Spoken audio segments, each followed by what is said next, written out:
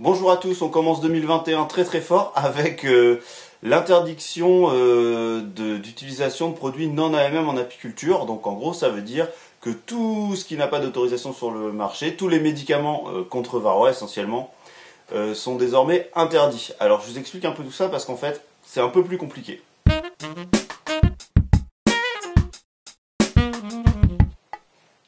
Vous avez peut-être vu ça sur vos réseaux sociaux, mails, etc., dans vos ADA et compagnie. Les ADA ont reçu un rappel à l'ordre de la DGAL concernant l'utilisation des produits non AMM, c'est-à-dire qui n'ont pas eu d'autorisation de mise sur le marché en apiculture. Et donc l'interdiction totale de faire des expérimentations ou de communiquer sur le fait qu'on puisse utiliser des traitements qui sont considérés comme illégaux. Il y a tout ce qui est acide oxalique par exemple en dégoûtement, etc., qui n'est pas la version officielle du produit. Ça va être les acides formiques, sauf le max, qui lui a une AMM. Ça va être, je sais pas, tous le thymol maison, toutes ces choses-là, c'est terminé. Alors, en fait, il faut savoir une chose, c'est que tous ces traitements-là, bricolés, ils étaient déjà interdits depuis bien longtemps. En fait, ils ont toujours été interdits en apiculture. Alors, il y a une grosse hypocrisie parce qu'effectivement, on les trouve en magasin apicole, on a des tests dans les ITSAP, etc. depuis un moment. Voilà, et tous les apiculteurs se repassent ces méthodes-là pour pouvoir lutter efficacement contre varroa. En fait, en France, le droit vétérinaire, il s'applique à l'élevage des abeilles comme il s'applique à l'élevage des vaches ou de n'importe quel autre animal, ou des escargots si on veut. En fait, le droit vétérinaire, c'est le même pour tous les élevages, et donc en tant qu'apiculteur, on est éleveur, et donc on doit respecter ce droit vétérinaire. Par exemple, avant, on utilisait des antibiotiques contre les loques, qui se sont avérés complètement inefficaces et qui sont aujourd'hui interdits. Mais à l'époque, on allait chez le vétérinaire chercher un antibiotique pour soigner la loque chez les abeilles. D'accord ? Donc le droit vétérinaire en apiculture, il s'applique aussi depuis très longtemps. Et donc là, sur varroa, c'est un peu particulier. Pourquoi ? Alors si c'est interdit depuis toujours, pourquoi est-ce que nous, les apiculteurs, on faisait autrement ? C'est très simple. Il faut aller chercher dans l'histoire de l'apiculture. Quand varroa est arrivé dans les années 80, on s'est retrouvé du jour au lendemain avec un truc qui était quand même difficilement gérable, avec, alors pas partout, mais il y avait des endroits où on avait 80% de pertes au printemps, on ne savait pas pourquoi. Donc on s'est retrouvé face à une impasse. Donc très très vite, il a fallu trouver des solutions sans forcément attendre qu'il y ait des médicaments qui sortent, puisque le temps de trouver le médicament, les colonies étaient claquées, quoi. Donc les apiculteurs ont commencé à aller chercher ce qu'ils ont pu. Comme le varroa était un acarien, on a été chercher des acaricides. Donc on a utilisé tout un tas de saloperies, il faut bien le dire. Hein. Il y a voilà, et tout ce qui était contre les tiques chez les animaux domestiques, on a essayé de foutre ça dans les ruches. Hein. Enfin, je pense qu'il y a eu du miel qui était quasiment impropre à la consommation à l'époque et qu'on a consommé quand même. Enfin bref, il fallait bien faire quelque chose. Donc en fait, les apiculteurs ont commencé comme ça à évaluer des médicaments. Alors certains plutôt orientés bio, certains plutôt dans les molécules chimiques plus agressives, quoi. Mais chacun a essayé de trouver un peu son truc. Donc voilà, ces expérimentations-là, forcément, il y a des choses qui ont été éliminées, il y a des choses où les vétérinaires ont dit mais vous êtes malade, il ne faut pas faire ça. Enfin bref, tout ça s'est équilibré et on s'est retrouvé avec des choses qui marchaient plus ou moins. L'amitrase, par exemple, on a remarqué que ça marchait bien. Et d'année en année, les apiculteurs ont mis un protocole en place on a essayé de pulvériser, on a essayé plein de trucs. Et c'est arrivé que en fait, la diffusion lente en lanière fonctionnait bien. Donc l'amitrase, qui est présente dans l'apivar ou l'apitrase, enfin bref, ces médicaments-là sont issus aussi de ces expérimentations-là. En bio, on utilisait le thymol, et ben, il y a des traitements à base de thymol, Apilivar, Apiguard qui sont sortis. Plus récemment, l'acide oxalique, qui est vraiment un super produit pour lutter contre le varroa, a été très utilisé par les apiculteurs. Donc les laboratoires Destin, il me semble, ont sorti l'apibioxal, qui est tout bêtement un acide oxalique avec du sucre qu'on mélange et qu'on peut utiliser comme l'acide oxalique qu'utilisaient les apiculteurs.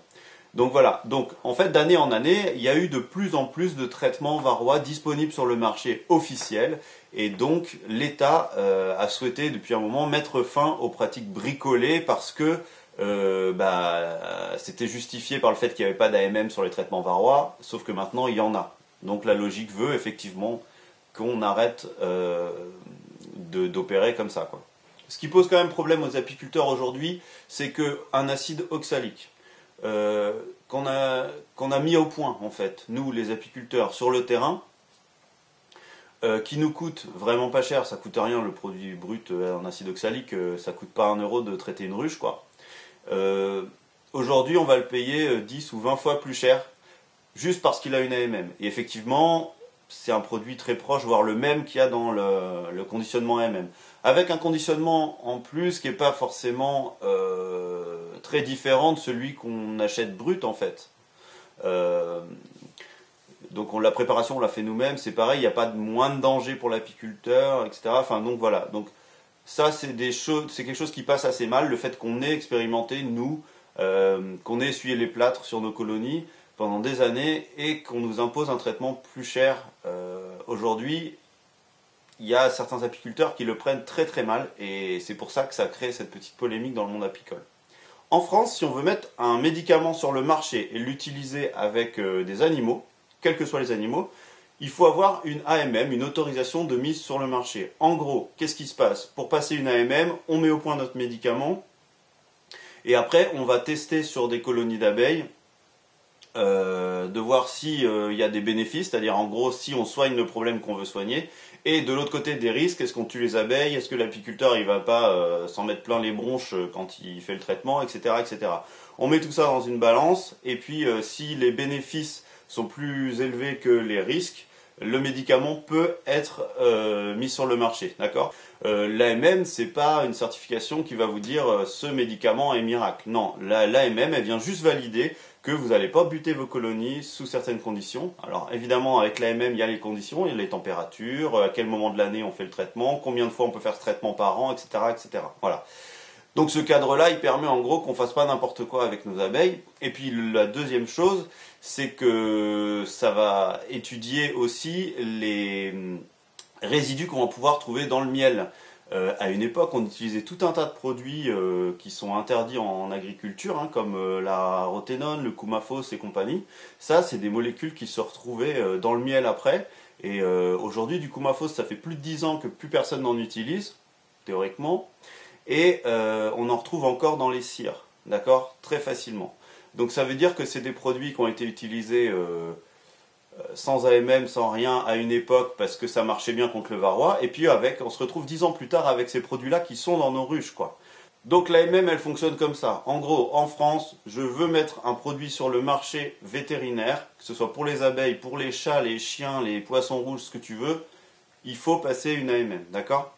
Et l'utilisation hors AMM, c'est-à-dire l'utilisation de produits vétérinaires, il est complètement interdit. C'est pas que pour nous, c'est pour tout le monde. Et c'est pas d'hier, c'est pas de décembre dernier, c'est comme ça depuis très longtemps. L'ANMV qui gère ce genre de certification, et il a été créé en 1975, donc c'est pas d'aujourd'hui, quoi. Voilà, alors j'espère que je vous ai pas trop saoulé avec mes histoires vétérinaires. Il faut savoir quand même que si jamais vous décidez de faire du traitement bricolé et que vous commercialisez du miel derrière, c'est quand même, vous risquez quand même 150 000 € d'amende. On risque aussi le marquage des ruches et si c'est avéré la destruction des colonies. Donc c'est pas terrible. Ça incite quand même à respecter la loi. Bon, il y a des traitements AMM qui fonctionnent, hein. Je vous ferai des tests. Je vais essayer d'établir un petit protocole, moi, avec du 100% AMM. Et puis je vous en parlerai dans la saison. Voilà, mais ça commence comme ça. Puis je vous ferai peut-être un truc sur la FNOSAD aussi, parce que si vous connaissez pas, c'est quand même en gros, c'est l'association qui gère les vétos. Enfin, qui gère l'aspect vétérinaire en France. Donc ça peut être intéressant de savoir ce que c'est. Bonne fin d'hivernage. Allez voir si vos colonies n'ont pas faim, là c'est le moment. Et puis voilà. Réfléchissez à votre protocole avec AMM. Salut!